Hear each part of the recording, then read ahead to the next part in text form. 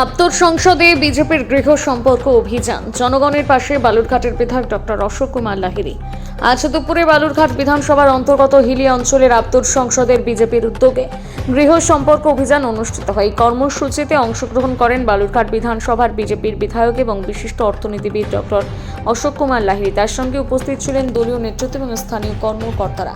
এই কর্মসূচির মূল লক্ষ্য ছিল এলাকার মানুষের সঙ্গে সরাসরি যোগাযোগ স্থাপন, তাদের সমস্যাগুলো শোনা এবং তার সমাধানের উপায় নিয়ে আলোচনা করা।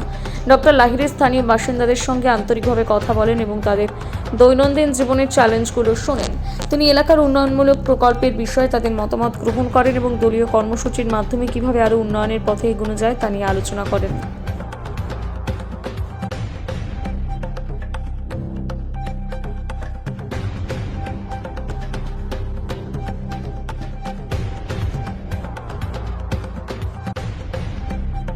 সে কথা আর বলছি না, ভোটের কথাও বলেছি, কিন্তু আমি নিজেকে মনে করি আমি এদের প্রতিনিধি, আমি এদের সুখ দুঃখের কথা শুনব।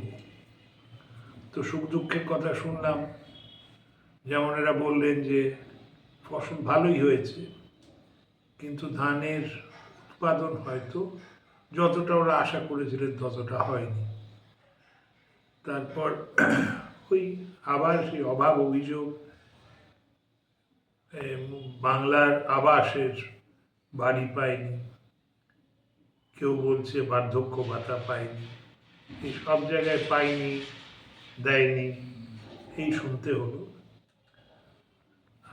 আর যুবক ভাতা নিয়ে আমাকে কেউ জিজ্ঞেস করলে আমি বলি এ তো খুব ভালো কথা, খুব ভালো করেছেন, যুবকদের তো চাকরি দিন, কর্মসংস্থান দিন। 1500 টাকা দিয়ে কি হবে?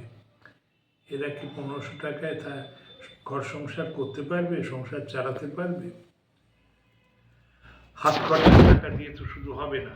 আর সেখানেই প্রশ্ন হচ্ছে যে কর্মসংস্থানের দীর্ঘ মেয়াদি একটা সমাধান তো করতে হবে।